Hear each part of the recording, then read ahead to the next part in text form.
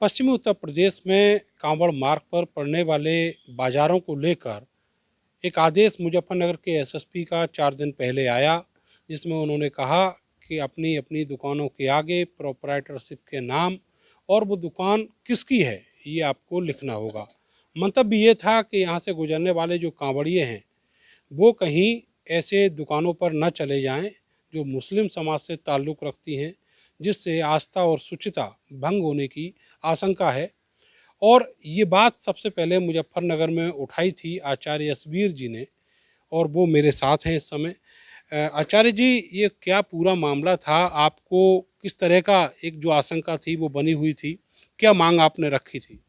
देखिए, हमें सूचना बार बार मिल रही थी, फिर हमने भी देखा कि हरिद्वार से लेकर के कांवड़ मार्ग पर बहुत भारी संख्या में ऐसे होटल, ढाबे, चाय की दुकान, मिठाई की दुकान, जूस की दुकान और फलों की दुकान है, जिसका संचालन तो मुसलमान करते हैं, लेकिन वे हिंदुओं के देवी देवताओं के नाम से बोर्ड लगे हुए हैं।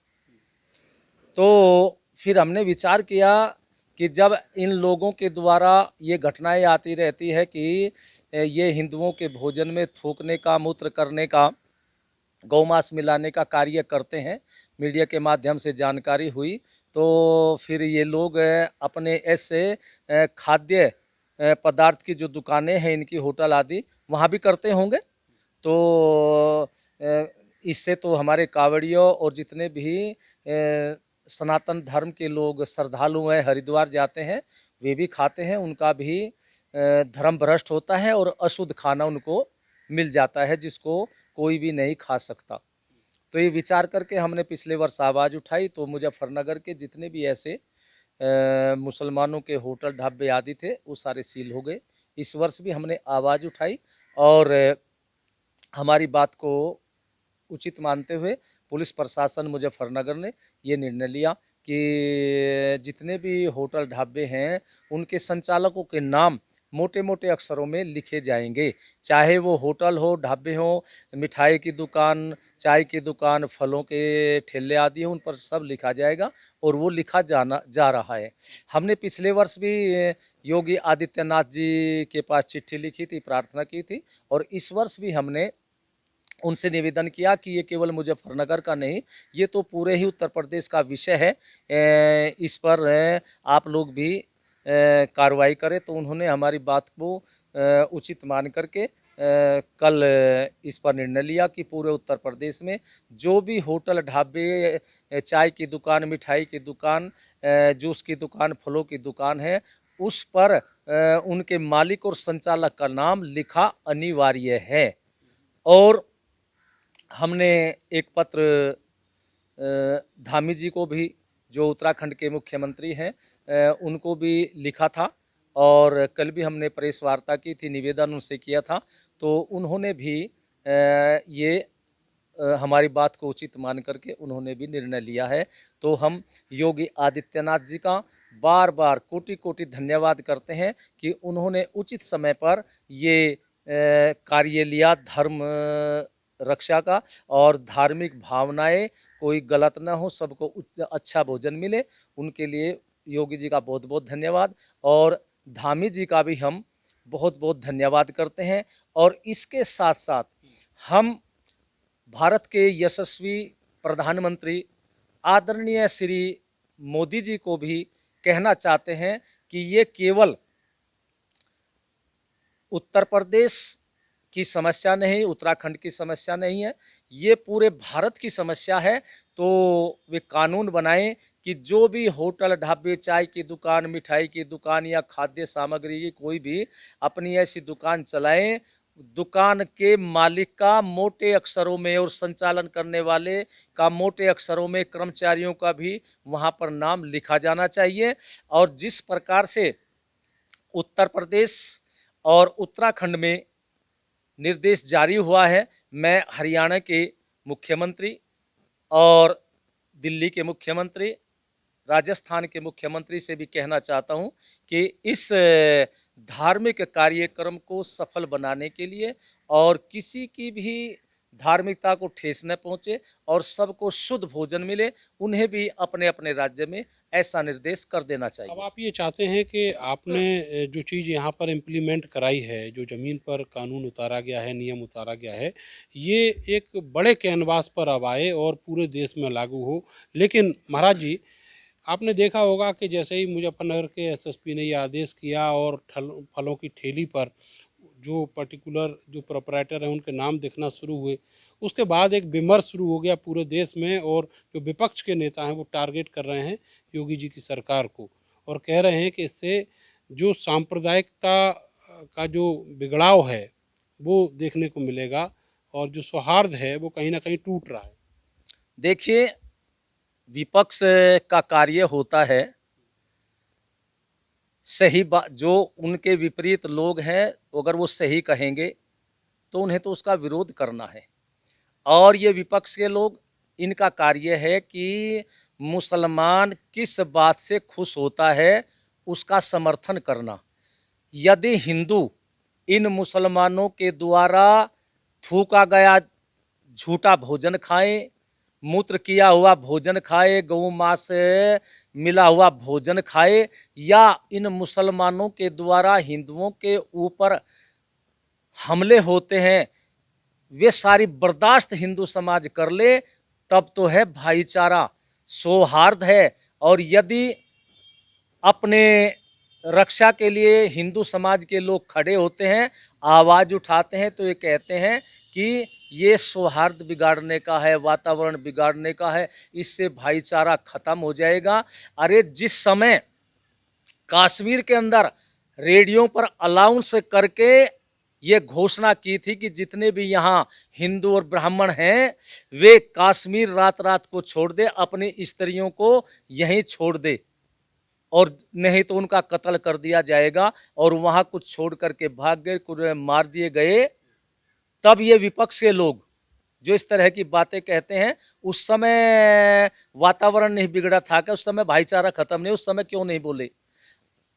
सन 47 में 90% हिंदू इस मेवात क्षेत्र, जो मेवात राजस्थान और हरियाणा के अंदर है, यहाँ था। आज कुछ गांव तो ऐसे हैं कि वहाँ एक भी हिंदू नहीं है, केवल मंदिर ही खड़ा है।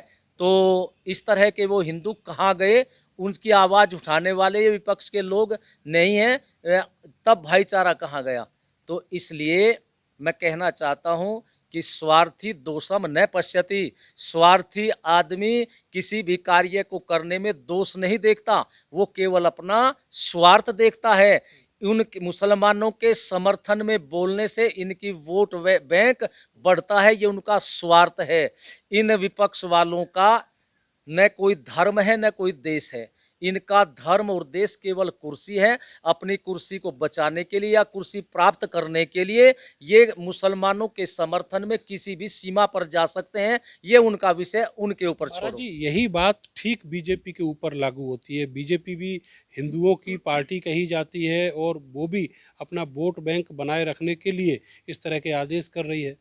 तो जबकि ये कहा जाता है कि पश्चिमी उत्तर प्रदेश जो है ये गंगा जमुनी तहजीब का इलाका है, राकेश टिकैत इसका समर्थन भी कर रहे हैं। देखिए, जहाँ तक पार्टियों का सवाल है, भाजपा हो चाहे कोई हो, देखो राजनीतिक पार्टियां हैं, ये उनका विषय उन्हीं के ऊपर है। लेकिन इतना तो मैं भी कह सकता हूँ, साधु होने के नाते भाई सच बोलना चाहिए।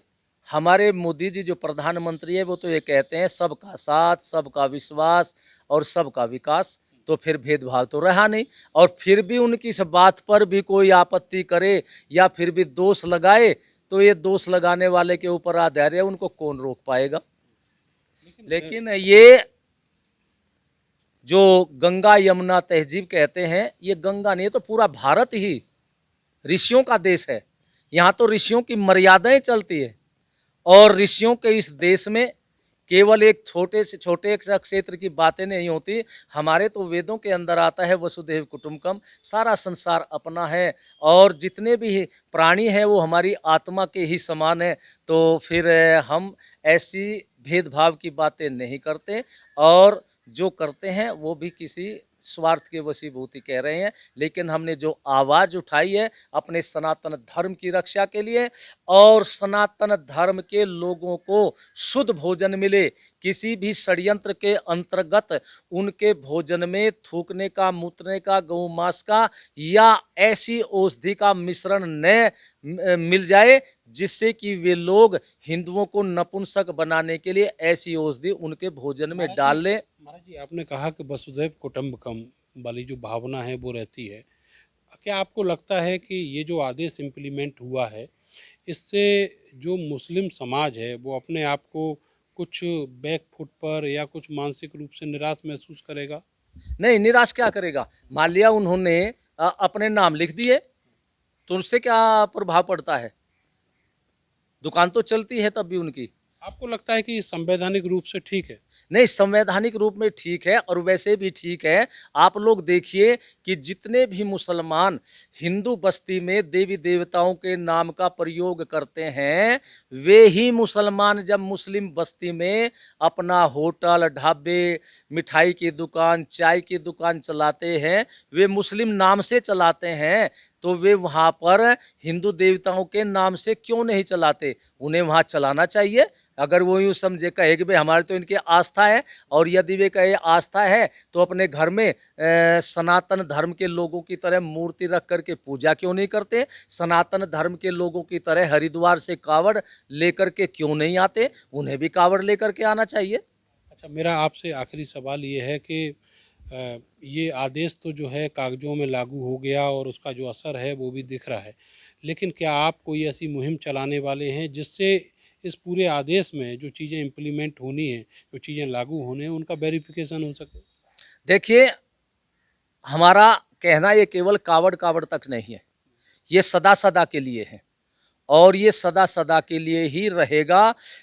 और तो और मुजफ्फरनगर की तो हम गारंटी लेते हैं, मुजफ्फरनगर जनपद में तो हम किसी को भी सनातन धर्म के देवी देवताओं के नाम का बोर्ड लगा करके गैर संप्रदाय के लोगों को उनकी प्रतिष्ठान चलने नहीं देंगे। उसके लिए हमें चाहे कुछ भी करना पड़े, आंदोलन भी करेंगे, शांति रूप में आंदोलन चलेगा और जब ऐसा करेगा वहीं पर बैठ जाएंगे जब तक वो उस बोर्ड को हटा करके अपने नाम का बोर्ड नहीं लगा। महाराज जी, अभी जब कांवड़ यात्रा चलेगी तब क्या इसका वेरिफिकेशन भी करेंगे कि वाकई में जो बोर्ड लगे हैं वो ठीक लगे हैं या फिर कहीं दुरुपयोग हो रहा है?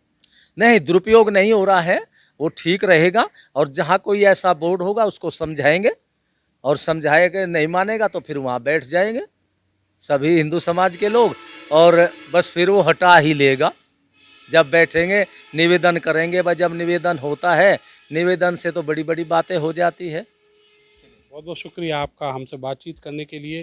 तो मुजफ्फरनगर के जो एसएसपी हैं उनका आदेश आपने देखा, उसका इम्पैक्ट भी देखा और उस पर जो विपक्ष और पक्ष का, सत्ता पक्ष का जो विमर्श चल रहा है वो भी आपने देखा। लेकिन मुजफ्फरनगर में जो आचार्य एएसवीर जी हैं उनका ये साफ कहना है कि ये बात केवल कांवड़ यात्रा तक सीमित नहीं रहेगी, आगे भी इस तरह के जो होटल्स हैं उनको हिंदू देवी देवताओं के नाम का दुरुपयोग नहीं करने दिया जाएगा। कैमरा सहयोगी सानू के साथ मैं नरेंद्र, भारत समाचार, मुजफ्फरनगर।